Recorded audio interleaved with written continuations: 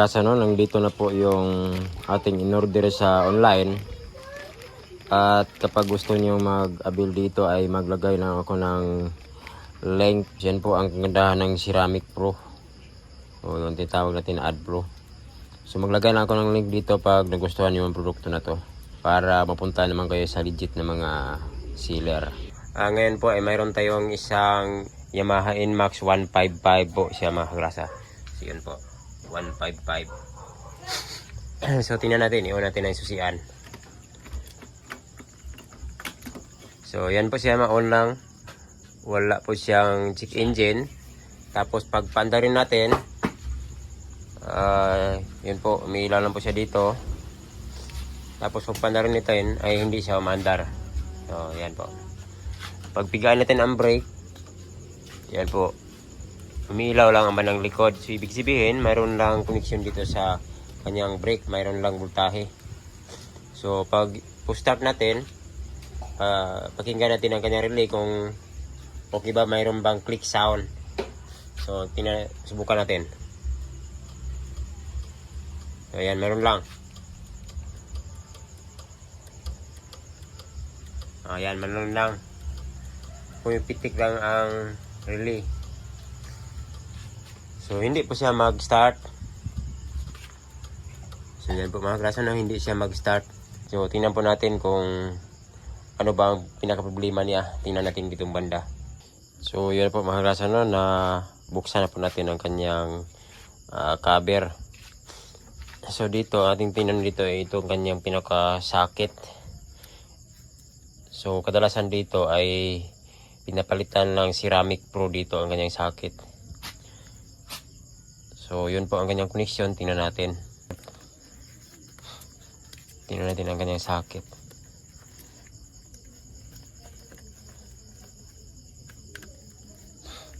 So tanggalin natin. Kasi dito kadalasan mababasa siya ng tubig dito. So ayan po. Ayan po ang nakita natin. So yun po. I-fix muna natin ito kasi sunog siya. Yan po, sunog siya mga kagrasa, no? So yan ang nangyari niya, sunog po siya, sunog. Ito po ang kadalasang issue ni Inmax, lalo na mahilig daw sa tubig, yung pressurized na ating ibubuga dito ay yun po, mapasukan siya ng tubig dito kasi expose siya sa tubig. So i-fix natin ito.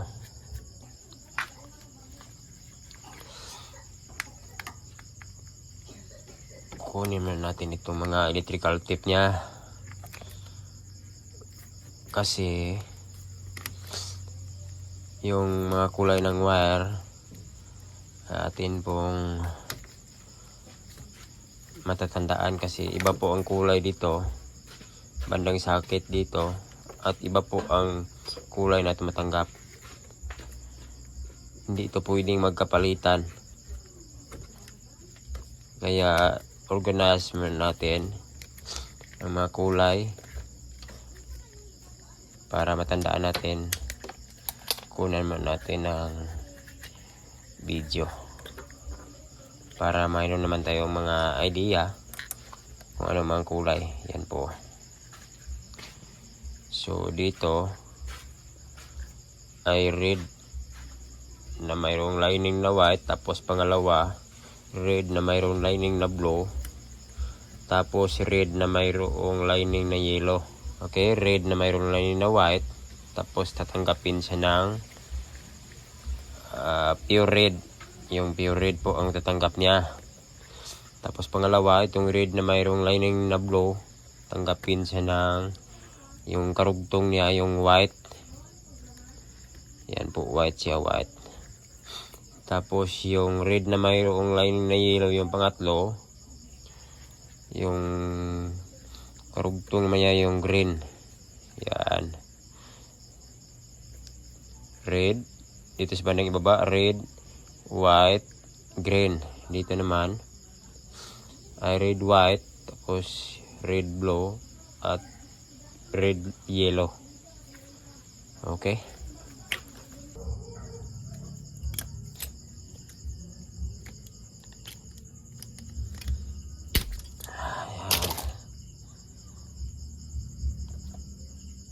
So magpabili muna tayo. So yan po mga grasa, no, nandito na po yung ating in-order sa online. At kapag gusto niyo mag-avail dito ay maglagay lang ako ng link tungkol dito sa isang Ceramic Pro na pang palit dito sa ating socket, sa ating ECG o sa ating SMG mga grasa. Kung tawagin sa Honda ay socket ito ng ECG. Pero sa Yamaha ay SMG po siya, o Smart Motor Generator. Sa Honda naman ay ECG, Alternator Circuit Generator po siya mga grasa, yung sa Honda. Bali yung Honda po ang una naka-imbento nito. So yun po, sunog siya na sunog. So dito in-upgrade po nila, nagawa po ng mayroon pong gumawa ng isang manufacturer. At napaka maganda po siya kasi yun po ay isa na siyang ceramic. So buksan mo natin.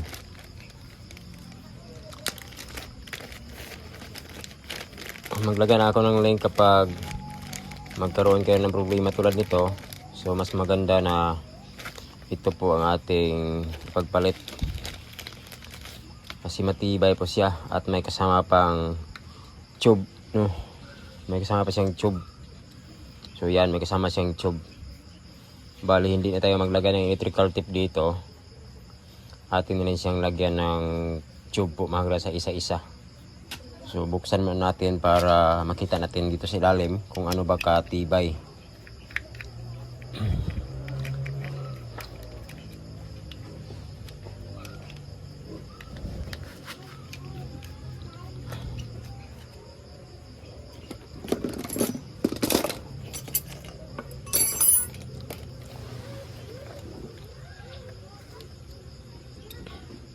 So yan ang kanyang loob mga grasa, no?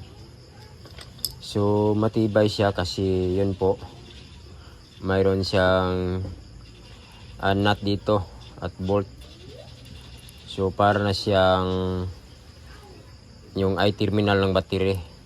So di kagaya dito na isuksok mo lang sa socket.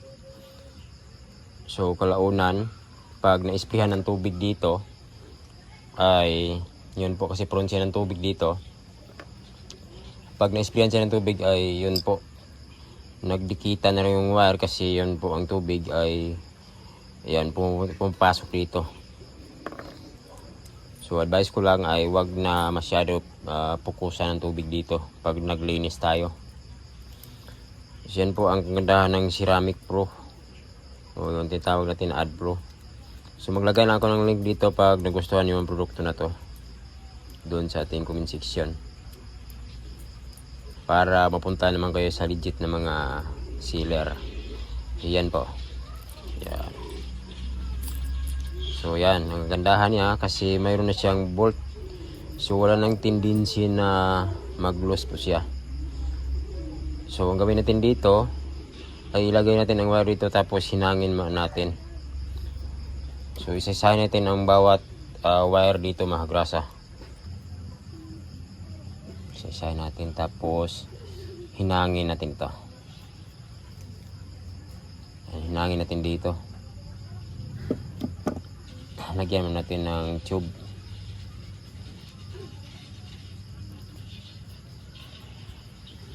So yan, lagyan natin ng tube ang lahat para hindi tayo mahirapan.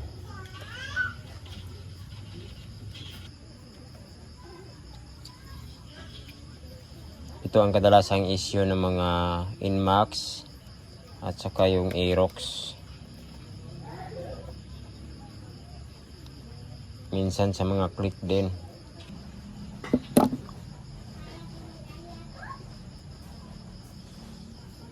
Kasi kadalasan po itong problema mga grasa, no, ng mga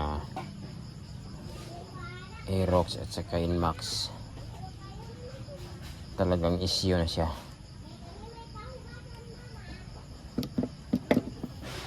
So hinangin mo natin. So yan po, itong Ceramic Pro natin na pang palit dito sa ating socket, sa ating Yamaha, Inmax at Aerox, yung sa mga Honda Click, para sa socket ng ating ECG, pag magka problema ng tulad nito, masunog siya, ay legit na legit po itong Ceramic Pro. Kaya maglagay lang ako ng link dito sa ating description at sa comment section. At mag-comment lang kayo kung gusto nyo umorder nito kasi murang-mura lang po siya mga kagrasa. So maganda po siya kasi wala na pong chance na siya ay mag-lost connection. Kasi yun po, may nut na po siya. So hinang muna natin para sigurado ang kanyang connection dito. Yan, na-clip na po siya natin pero hinangin natin siya. Sa palagay ko pwede naman siya hindi hinangin pero hinangin natin.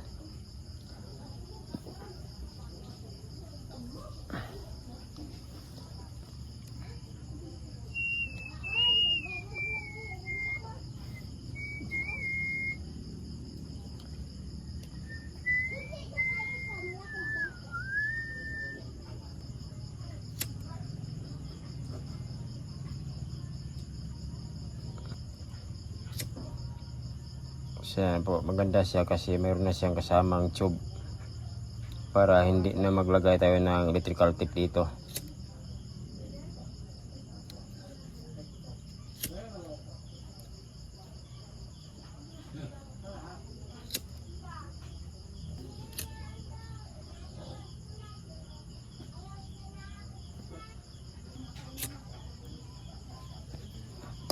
So yan po, ilagay mo natin dito tapos i-organize natin ang kanyang bawat karugtong. So ito po ang green wire. Ang kanyang katapat po ay itong red na mayroong lining na yellow. So ito po yun, red na mayroong lining na yellow. So itapat lang sa green. So ilagay mo natin dito. So yan. Tapos yun po, balikan na po ang kanyang steam So yan, lagyan lang ng nut. Tapos ang pangalawa naman ay itong white. Tapos ang katapat niya ay red na mayroong lining na blue. So ito yon, red na mayroong lining na blue dito sa bandang ibabaw. Tapos itapat lang sa white. So yun po, lagay natin.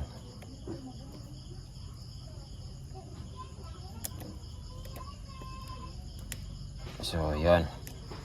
Tapos lagyan ng nut. So mas matibay po siya kasi mayroon na po siyang bolt at nut.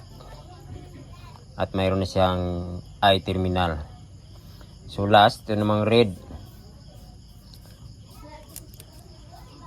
So yan, red. So yan po, red. Yan.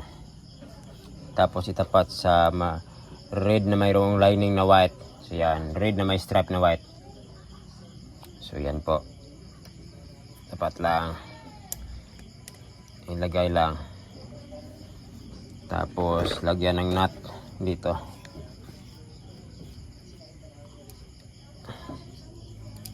Yan, tapos higpitan natin ng maayos. So itimin po siya. Yan po ang kagandahan niya kasi yan po, mahigpit na po siya kasi mayroong nut.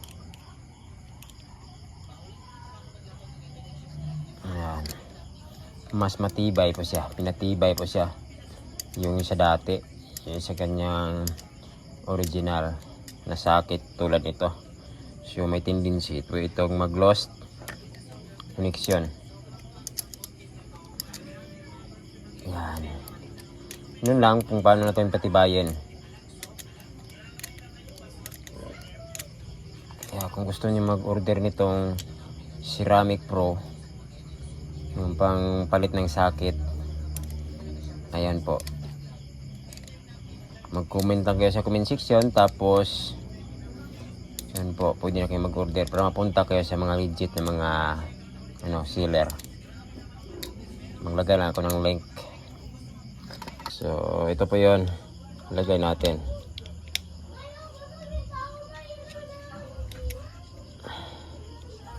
May dalawa siyang screw.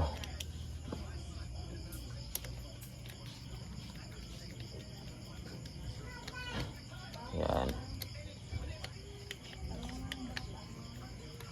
mas matibay po siya.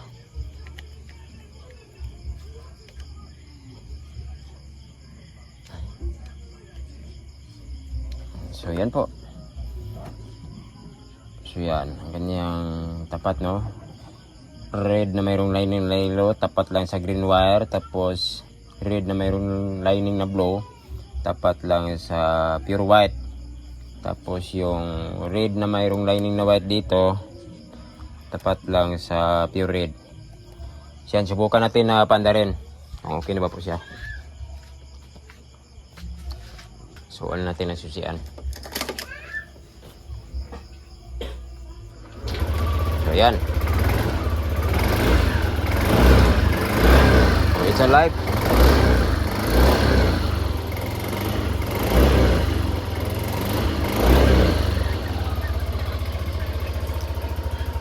So subukan natin ulit.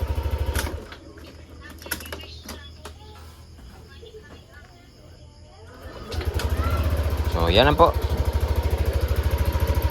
Yan, matibay na po siya.